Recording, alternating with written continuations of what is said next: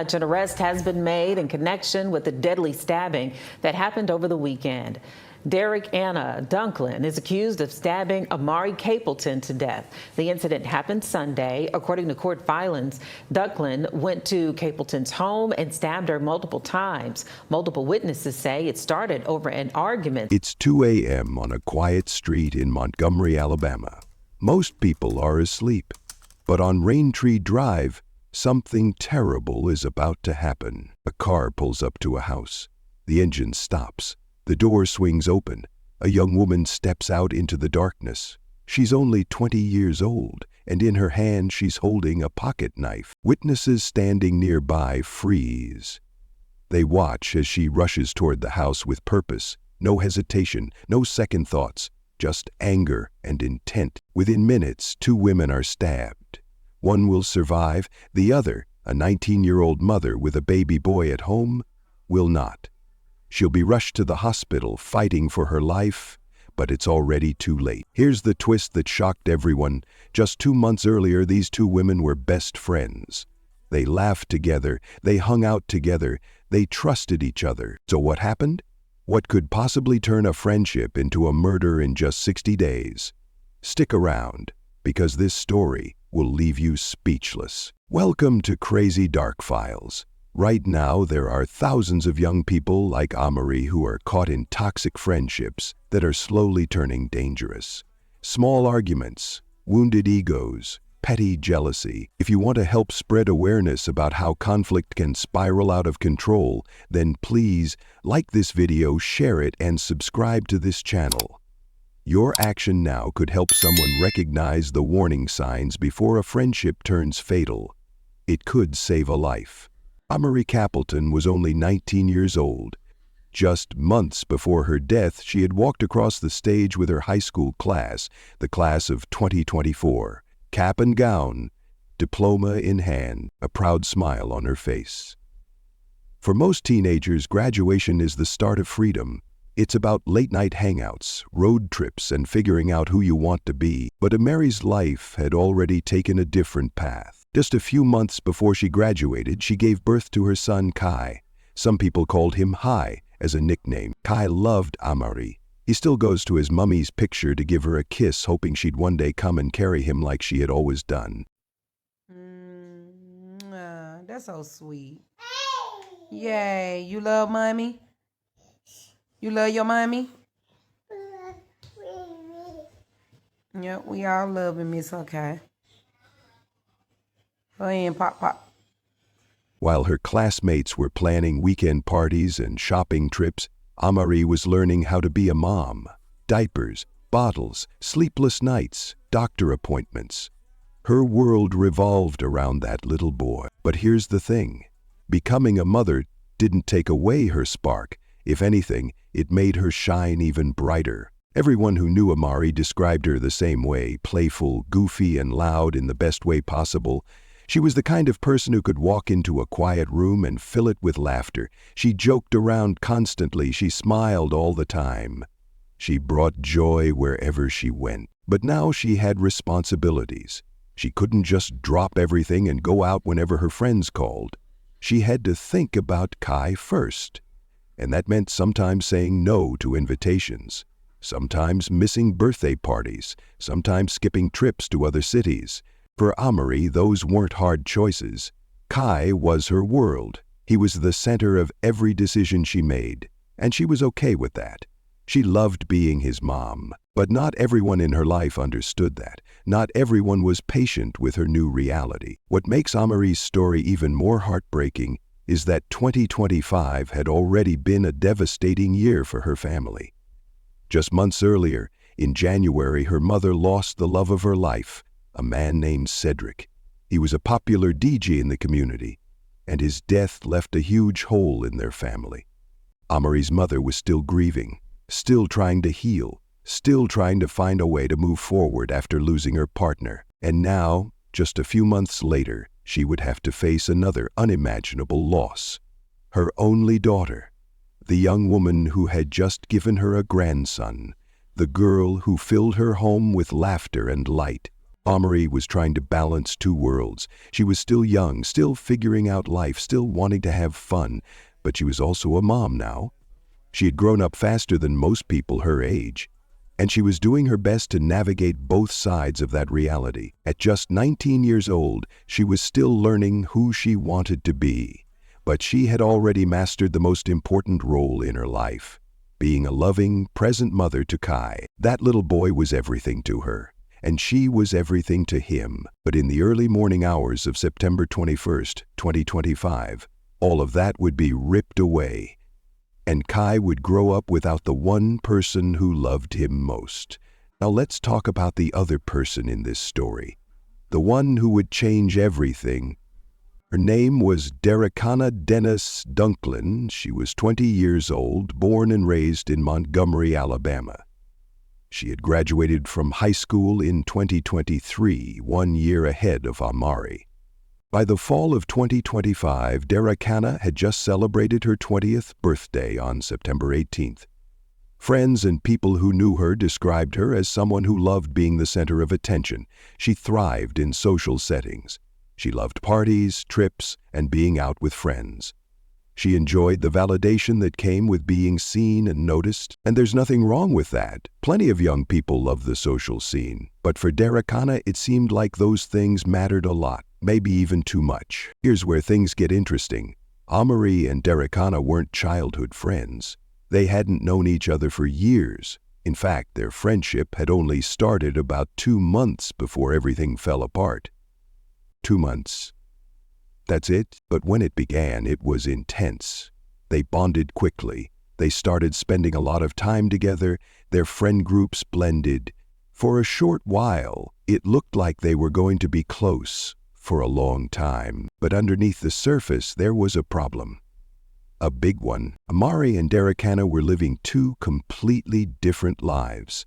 Ahmari was a young mother. Her priority was Kai. She was okay staying home, taking care of her son, and living a quieter life.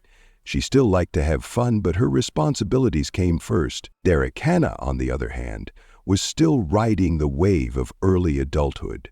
She wanted to be out. She wanted to be visible. She wanted to go places, do things, and be around people.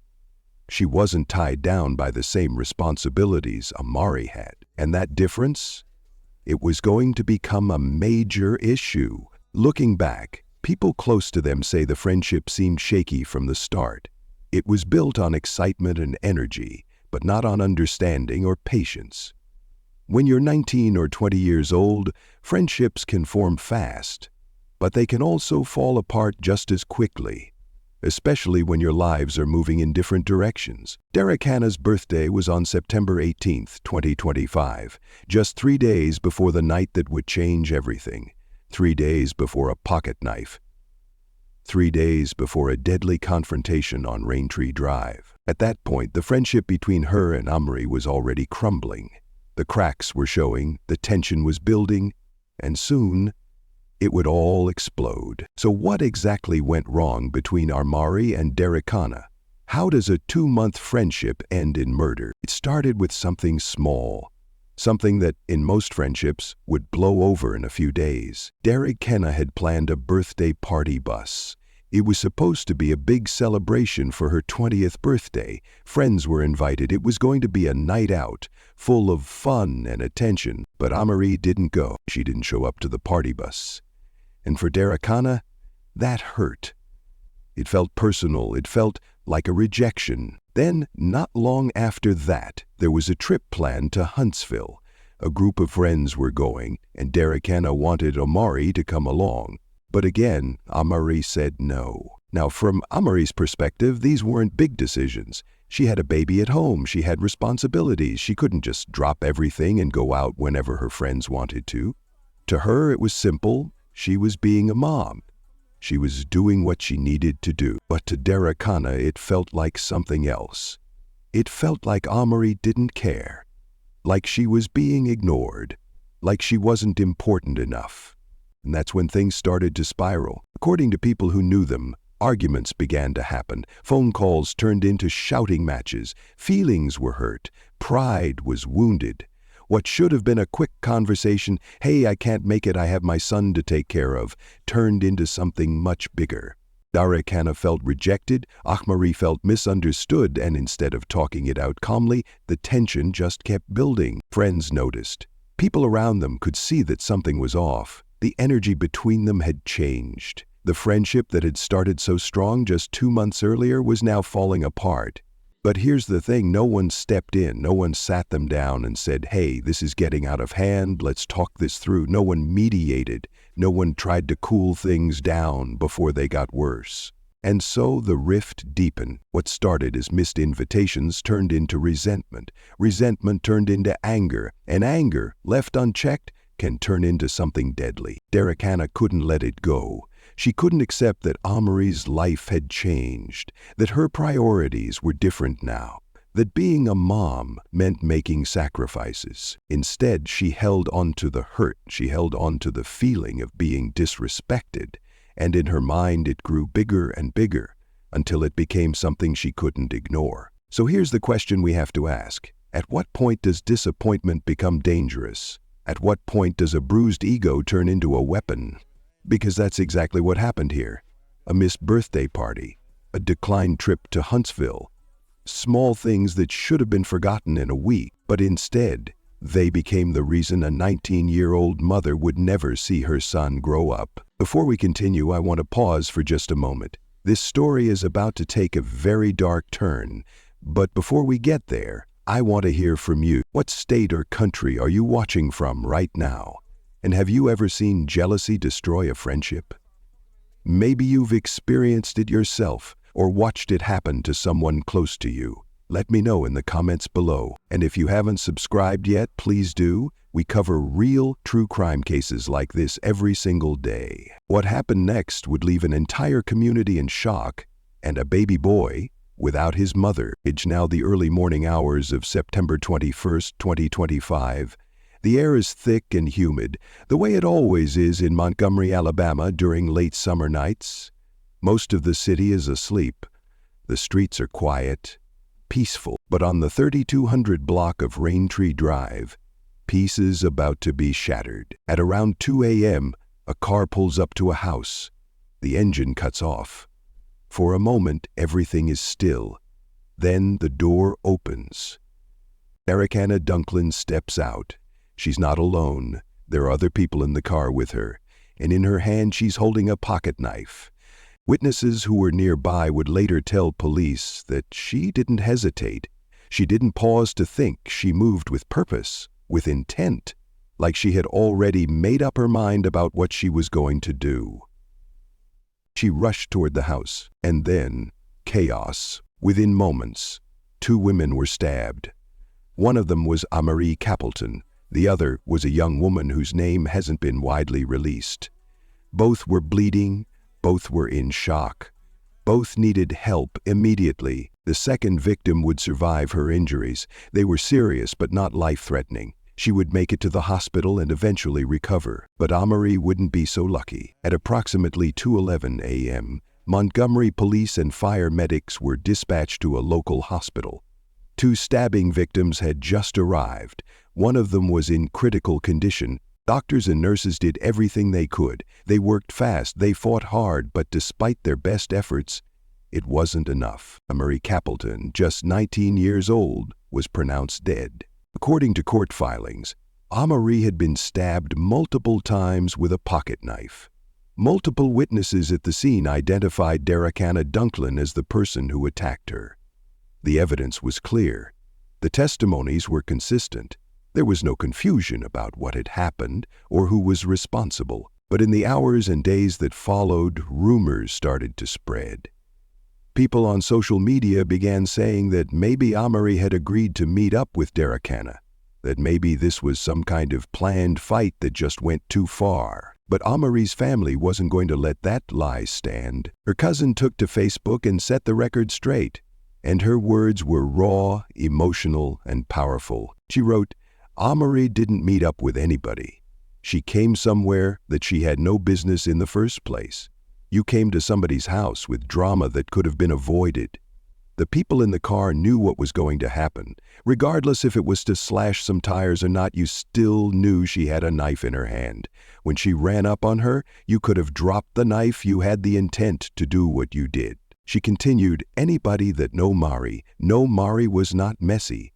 Y'all not going to keep trying to paint her as if she was picking a fight with that girl. She was just friends with my cousin 2 months ago, and you only fell out with her because she didn't want to come to your party bus. And she didn't come to Huntsville with y'all. Let that sink in for a moment. This wasn't a mutual fight. This wasn't two people meeting up to settle a score. This was one person showing up at another person's location, armed with a weapon, and making a choice that couldn't be undone. Ahmari didn't ask for this. She didn't provoke it. She was simply living her life, trying to be a good mom, trying to navigate her friendships the best way she knew how. And now she was gone. Back at home, Ahmari's mother received the news that no parent should ever have to hear. Her daughter, her only daughter, was dead. Just months earlier, in January of that same year, she had lost her partner, Cedric, a man she loved deeply, a popular DJ in the community. His death had already broken her heart. And now, before she'd even had time to heal from that loss, she was being told that her daughter was gone too. In her grief, she posted on Facebook, "Set, I know you got her. I know you was waiting on her with open arms. God, you got my attention. Whatever you need me to do, I'll do it. You ripped my heart out my chest." 2 funerals in less than a year.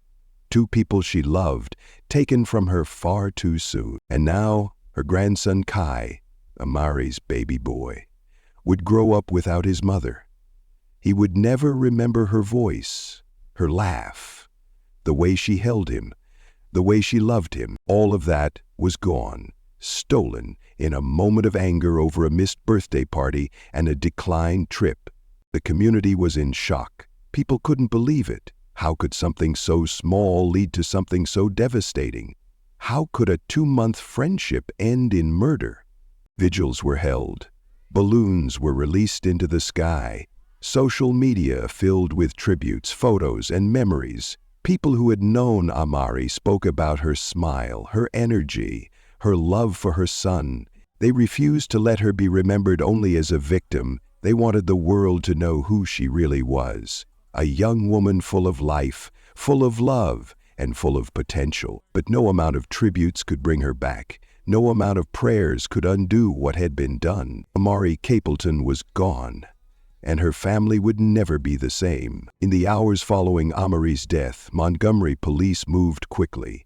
They had witnesses, they had evidence, they had a clear picture of what had happened that night on Raintree Drive. By Monday, September 22nd, just 1 day after the stabbing, Derrickana Denise Dunklin was arrested and charged with murder. At 6:04 p.m., she was booked into the Montgomery County Detention Facility.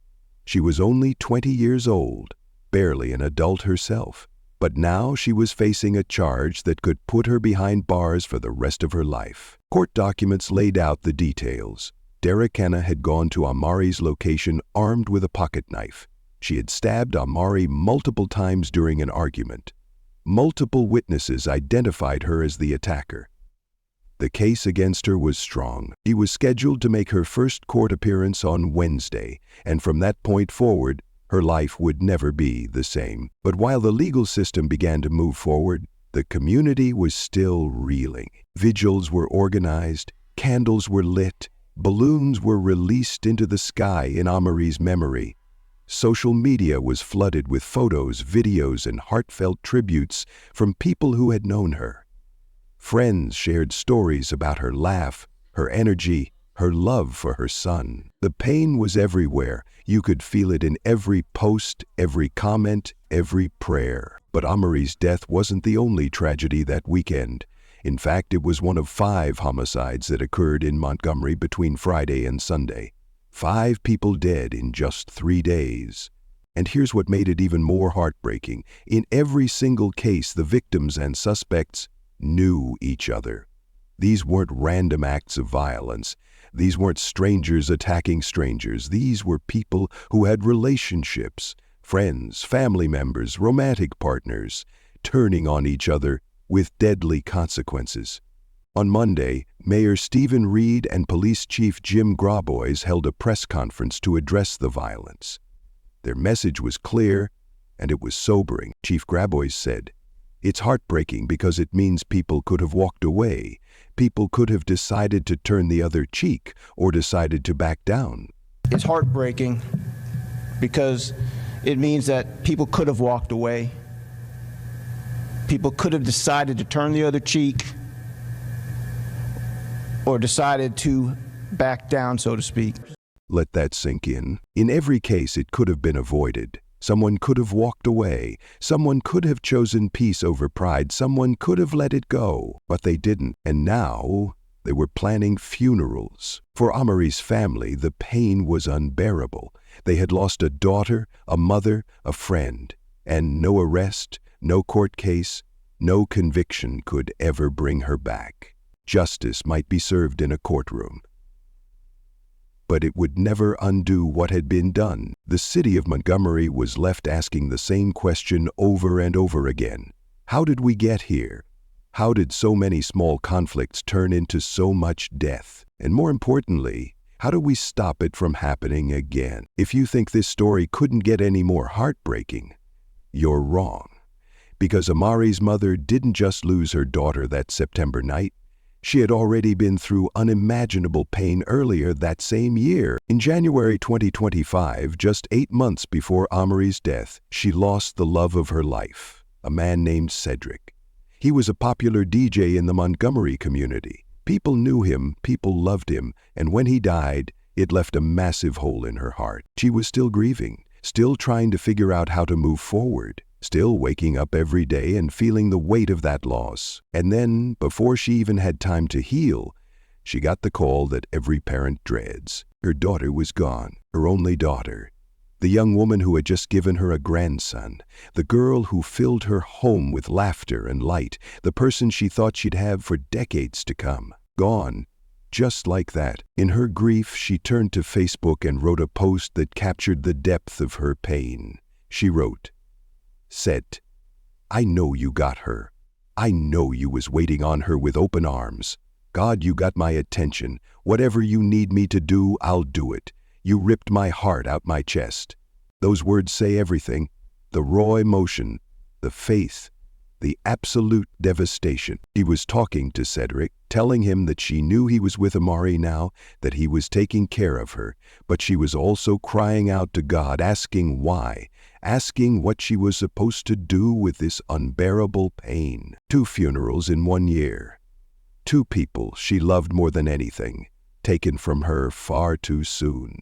And now she had to be strong for Kai, Ahmari's baby boy, her grandson, the little boy who would never remember his mother's voice, who would never feel her arms around him again, who would grow up hearing stories about her instead of making memories with her. Kai lost his mother before he was even old enough to understand what that meant. And Ahmari's mother lost her daughter before she ever got the chance to see her grow old. The weight of planning a second funeral in less than a year is something most people can't even imagine. The grief, the exhaustion, the feeling that life is just too cruel, too unfair, too heavy to bear. But she had no choice. She had to keep going. For Kai, for Ahmari's memory, for herself. This is the part of the story that hits the hardest. Because it's not just about the crime. It's about the people left behind. The ones who have to live with the loss every single day. The ones who have to wake up and face a world that no longer has the person they loved in it. Ahmari's mother will carry this pain for the rest of her life. And so will everyone who loved Ahmari. Because when someone is taken from us too soon, the grief doesn't just go away. It stays, it lingers, it becomes part of who we are. So now we have to ask ourselves, what can we learn from this tragedy? How do we make sure something like this doesn't happen again? Because the truth is, Ahmari's death was preventable. It didn't have to happen. And if we can take anything away from this story, it's that small conflicts don't have to turn deadly, but only if we're willing to recognize the warning signs and take action before it's too late.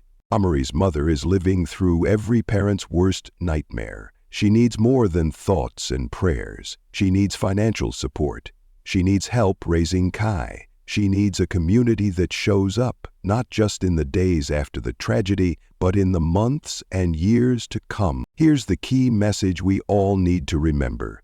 No argument, no slight, no wounded feeling is worth a human life. Not a missed birthday party, not a declined trip, not a bruised ego. None of it. If we can teach that lesson, if we can get people to truly understand it, then maybe we can prevent the next tragedy. Maybe we can save the next Ahmari. A 19-year-old mother is gone. A 20-year-old woman is facing life in prison, and a baby boy named Kai will grow up without his mom. All because of a friendship that lasted 2 months and fell apart over something that should have been forgiven and forgotten. Now I want to hear from you. What do you think could have prevented this tragedy? Should the people in the car with Derek-Anna have done more to stop her? Could this have been avoided if someone had stepped in earlier? Let me know your thoughts in the comments below. And if this story moved you, if it made you think, if it reminded you that life is too short and too precious to waste on petty conflicts, then please hit that like button, share this video, subscribe to the channel. We cover cases like this every single day, and your support helps us keep telling these important stories. Rest in peace, Ahmari Capleton. Your light was extinguished far too soon, but your story will continue to teach and inspire change.